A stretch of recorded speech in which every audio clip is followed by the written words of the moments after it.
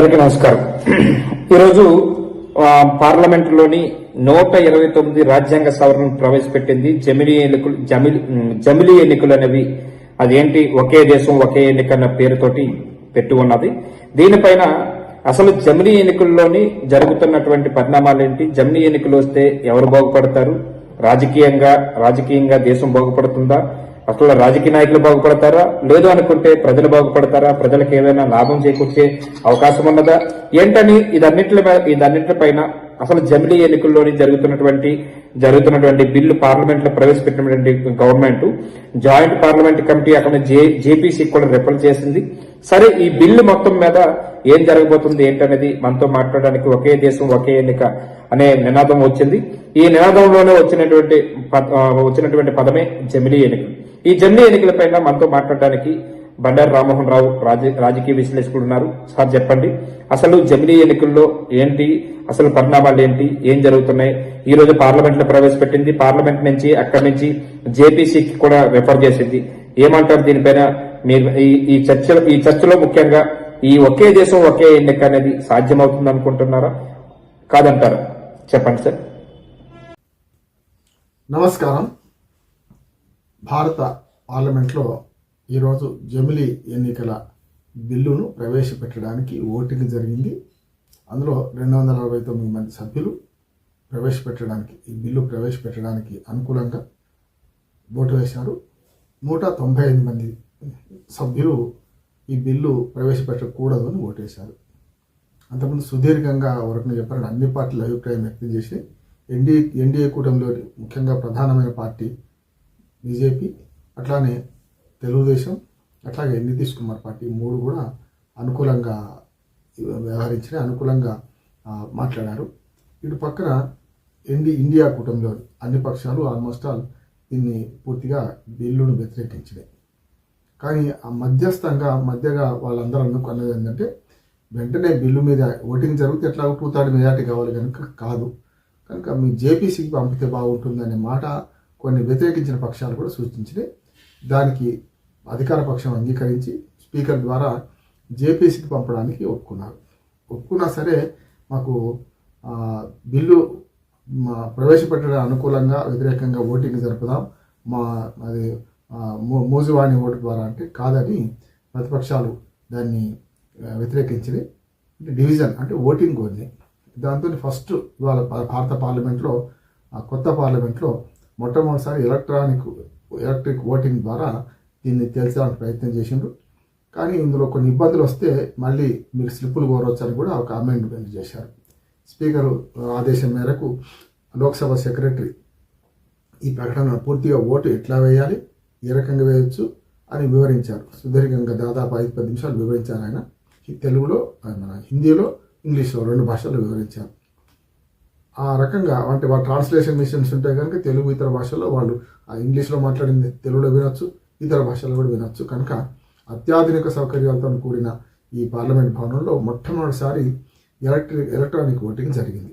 ఈ ఏదైతే జమిలీ ఎన్నికల బిల్లు ప్రవేశపెట్టాలా లేదా అనే దాని మీద మొట్టమొదటి ఎలక్ట్రానిక్ ఓటింగ్ మిషన్స్ వాడినప్పుడు అక్కడికి వచ్చేకల్లా ఓట్లు అందరికీ నమోదు కాలేదు. కొన్ని సాంకేతిక సమస్యలు, కొందరేమో ఓటు వేయరాకపోవడం కూడా. అంటే నా దురదృష్టం ఏంటంటే ఇప్పటికి కూడా గుర్తుల ప్రజాస్వామ్యం నడుస్తున్నది. అందరికీ చదువు రాకపోవడం వల్ల ఓటర్లకు, మన సామాన్య ప్రజలు ఎట్లా ఉన్నారో పార్లమెంట్ సభ్యులు కూడా అట్లాగే ఉన్నారు. పార్లమెంట్ సభ్యులకు చాలామందికి ఈ ఎలక్ట్రానిక్ ఓటింగ్ మిషన్ వాడడానికి వీలు లేకపోయింది. అంటే రాకపోవడం కూడా కొంత జరిగింది. దాని వివరాలు తెలవాల్సి ఉంది. ఎంతమంది దీన్ని వాడకుండా స్లిప్పులు తీసుకున్నారు, ఎంతమందికి సాంకేతిక సమస్యలు వచ్చినాయి. ఓ రకంగా చెప్పాలంటే భారతదేశంలో ఇవాళ ఎలక్ట్రానిక్ ఓటింగ్ మిషన్స్ మీద పెద్ద ఎత్తున దుమారం జరుగుతున్న సందర్భంలో ఇక్కడ కూడా అంటే ఈ అక్యురేట్గా వస్తుందా లేదా అనడానికి కూడా ఒక పరీక్షగా మారింది. నేనైతే కొంచెం ఆందోళన పడ్డా, పరీక్షలో మరి ఎలక్ట్రానిక్ ఓటింగ్ మిషన్ నెగ్గుతాయా లేవా అని. మొదలు ఎలక్ట్రానిక్ ఓటింగ్ మిషన్ లెక్క చూస్తే 269 సీట్లేమో ఓట్లేమో అధికార పక్షానికి అని 149 సీట్లే 149 సీట్లు 220 ఏమో అధికార పక్షానికి. అంటే ఏదైతే ఓటింగ్ అనుకూలంగా ఆ పార్లమెంట్లో ప్రవేశపెట్టడానికి అనుకూలంగా 220 ఓట్లు వచ్చినాయి. 149 ఓట్లేమో వ్యతిరేకంగా వచ్చినాయి. మరి 171 ఓట్లు తేడా వచ్చినాయి. అప్పుడు ఇప్పుడేమో పూర్తిగా 71 నుంచి 198కేమో విపక్షం పెరిగింది, అంటే స్లిప్పులతో సహా లెక్కిస్తే 169. ఇటు పక్క 198కేమో విపక్షాల ఓట్లు, 269 మన అనుకూల ఓట్లు లభించినాయి.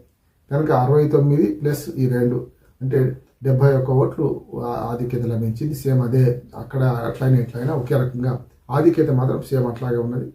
కానీ పార్లమెంట్లో ఎన్డీఏ కూటమి మొత్తం ఓట్లు 293 మంది ఉన్నారు. అంటే మిగతా వాళ్ళు రాలేదని అర్థం మనకు. అట్లాగే ఇటు పక్కన కూడా 198 ఓట్లు, అందులో 99 ఓట్లు ఓన్లీ కాంగ్రెస్ పార్టీ ఉన్నాయి. తృణమూల్ కాంగ్రెస్ కానీ ఇతర డిఎంకే కానీ పూర్తిగా కాంగ్రెస్ పార్టీని సమర్థిస్తూ, అంటే ఈ జమిలీ ఎన్నికల బిల్లును వ్యతిరేకిస్తూ వాళ్ళు ఓటింగ్ చేశారు. చివరికి వాళ్ళ ఓటింగ్ ద్వారా చివరికి తేలింది ఏంటంటే, మొదలు ఎలక్ట్రానిక్ ఓటింగ్, తర్వాత ఎవరైతే ఓటు వేయలేకపోయిందో సాంకేతిక సమస్యలు ఉన్నాయో వాళ్ళ ద్వారా స్లిప్పుల మీద ఓటింగ్ కలిపి చివరికి స్పీకర్ నిర్ణయం ప్రకటించారు. 269 ఓట్లు ఈ బిల్లు ప్రవేశపెట్టడానికి అనుకూలంగా వచ్చినాయి. 198 ఓట్లేమో వద్దని వచ్చినాయి. సరే, మెజార్టీస్ లాగా కనుక ప్రవేశపెట్టడానికి అనుమతి లభించినట్టే లెక్క. ప్రవేశపెట్టారు కూడా.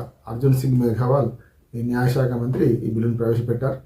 ఇప్పుడు రెండవది ఏమొచ్చిందంటే, దీనికి జేపీసీ జాయింట్ పార్లమెంటరీ కమిటీ వేయాలని అందరూ కోరిన విధంగానే ప్రభుత్వం ఒప్పుకుంది కనుక జాయింట్ పార్లమెంటరీ కమిటీ వేస్తారు.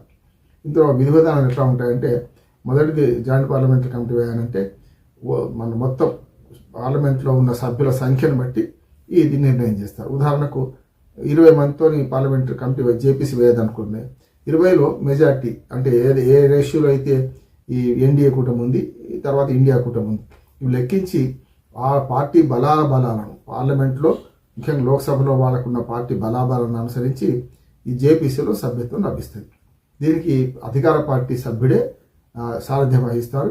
అట్లాగే ప్రతిపక్ష సభ్యులందరూ కూడా, ప్రతిపక్షం కానీ అధికార పక్షంలో ఉన్న ఇతర కూటమిలో ఉన్న సభ్యులు కానీ వాళ్ళ సంఖ్యను బట్టి, వాళ్ళ పార్లమెంట్ సభ్యుల సంఖ్యను బట్టి ఎంతమందిని వేస్తారని చూస్తారు. అంటే మొత్తం సభ్యుల సంఖ్యను భాగించి ఏ పార్టీకి ఎన్ని వస్తాయి అనే దాన్ని బట్టి చేస్తారు. దీనికి గతంలో మనకు వక్ఫ్ బోర్డు మీద కూడా జేపీసీ వేశారు కనుక, జేపీసీకి సారథ్యం వహించే పార్టీ అధికార పార్టీ ఉంటుంది కనుక వాళ్ళు మీటింగ్స్ పెడతారు. దానికి మినిమం 90 రోజులు కాలపరిమితి ఉంటుంది నాకు తెలిసి.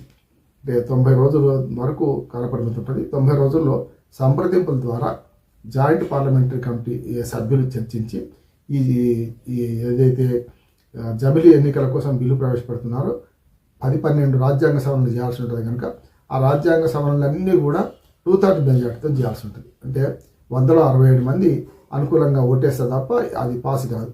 ఇప్పుడున్న బలాబలను బట్టి మాత్రం 100కు 67 మంది సభ్యులు అధికార పక్షానికి కానీ అధికార కూటమికి కానీ లేరు. అది వీగిపోతుంది. ఈ రాజ్యాంగ సవరణ సాధ్యం కావు. కానీ అవతల పార్టీల నుంచి కూడా సానుకూల స్పందన చేసే కొన్ని పార్టీలు ఏమైనా కలిసి వస్తే అప్పుడు 2/3 మెజార్టీతో అవకాశం ఉంటుంది. అది ఇప్పటికైతే కాదు, కానీ ఫుల్ మెజార్టీ ఉన్నప్పుడే ఇటువంటి బిల్లులు ప్రవేశపెట్టాల్సి ఉండే మొదటి 2014, 2019లో.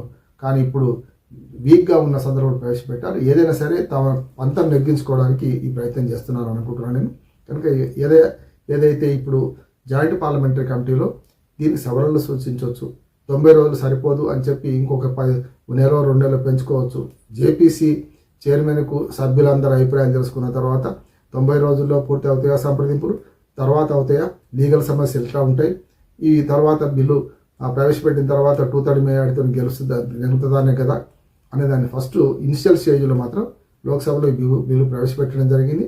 దీన్ని జేపీసీ చర్చించి సవరణలు ప్రతిపాదిస్తుందా, మొత్తాన్ని వ్యతిరేకిస్తుందా, దాన్ని బట్టే బిల్లు పాస్ అవ్వడం, పాస్ కాకపోవడం సాగుతుంటుంది. ఢిల్లీ బహుదూర్ ఇవన్నీ 4 రోజుల తర్వాతనే జరుగుతాయి. ఇప్పుడు జరిగాయని నేను అనుకుంటున్నాను. నమస్కారం.